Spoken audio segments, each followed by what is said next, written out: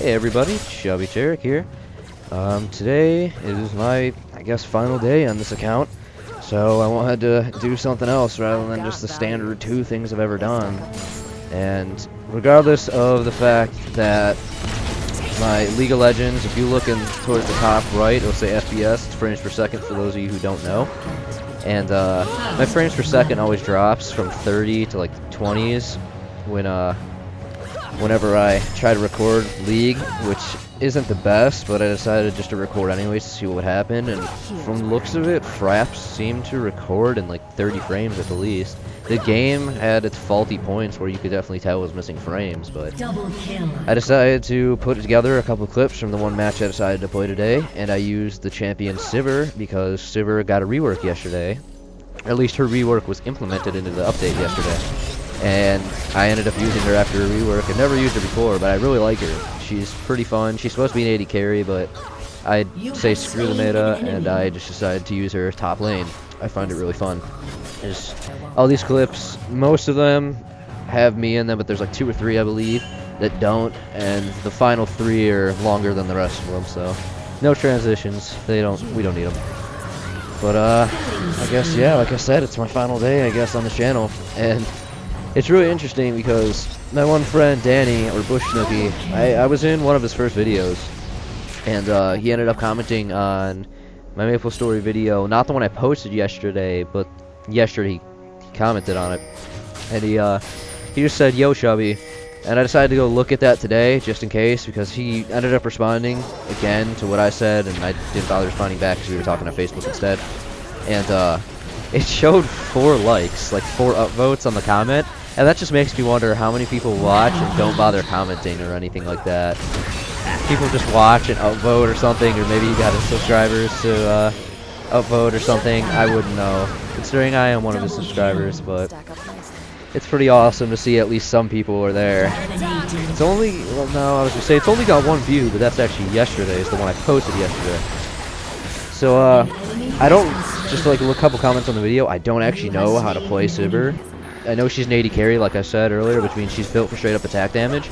I personally have no idea, though, where you're supposed to build on her. So the 3 matches I played, one was a box match just so I could get used to her for 450 she cost, which is it's the lowest it gets. So my friend Logan and I were talking today, and we pretty much agreed every single champion is worth 450 at least, and she's very good for 450 in my opinion. She's still kind of mana hungry. At least people said she was, or used to be, or something like that. But I kind of lost what point I was saying.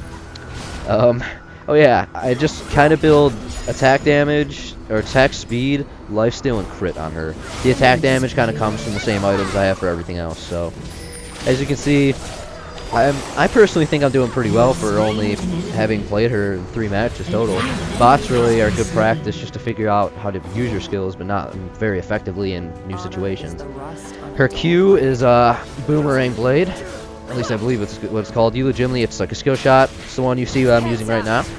It's you just throw it out and it comes back, and it hurts any enemies it passes on the way, like towards them and back. So you can get 2 hits on them, and it'll do some decent damage. Her W is Ricochet, and every single basic attack you throw begins to bounce from one enemy, 1 minion, champion, mob, whatever, and the next, which is really good. You can see I'm using it here. It's really good to get a lot of damage out and to really get to farm, put some CS down, but her ultimate, once you finally unlock that, its passive is whenever you activate your W, you gain attack speed for a few moments, which is really, really awesome, because then you can legitimately just rush with her, as long as you're activating your W. And the higher level it is, the lower cooldown it gets, and it gets to the point where you legitimately can spam it like every 3 seconds, every 4 seconds. Her E is a spell shield, and what it does is the next oncoming spell, like ability or whatever, you get hit by, and it just disappears, but you gain mana instead. So it's really helpful when you know someone's going to dive on you, because no matter who it is that's attacking you, it's pretty much impossible. I'm not going to say it's impossible, it's very unlikely that anybody will actually decide to attack you with just basic attacks only. It's really unheard of. So more or less you can almost guarantee a little mana boost, and it's really helpful, especially in lane if you don't have support like I do since I was going top. And then her ultimate is pretty much just a battle cry, and what it does is speeds up you and all your allies around you, and I believe it increases attack speed. I really never bothered reading her ultimate. I find it better just straight up for escapes or to chase somebody down than anything else, but it's still pretty awesome in its own ways. I believe, personally, I think her kit, they need to do something with her E, because even at its highest levels, the cooldown on it's pretty insanely high, and I feel like they should do like every single basic attack lowers it by a second, like Olaf's Reckless Swing or Master Yi's Alpha Strike, something like that. Besides that, I have no complaints with her for 450 champion. She's really good. So I was pretty much all talking about League thus far. Trying to think. Today is Halloween in America, or any other places it's celebrated. I unfortunately do not know exactly where. So, our school, I believe, as I mentioned yesterday, allows us to dress up as whatever we feel like, as long as it follows dress code. So, there's obviously going to be like the normal ones, like the girls will dress as babies. Sometimes you see a girl dressing as a guy. There's people who dress as food, because why not? Just simple stuff that's been done. I mean, there's nothing wrong with it. At least they're participating. It's pretty awesome in their own ways. But I found like 2 of them that I found pretty notable. One of them's not so much as the other.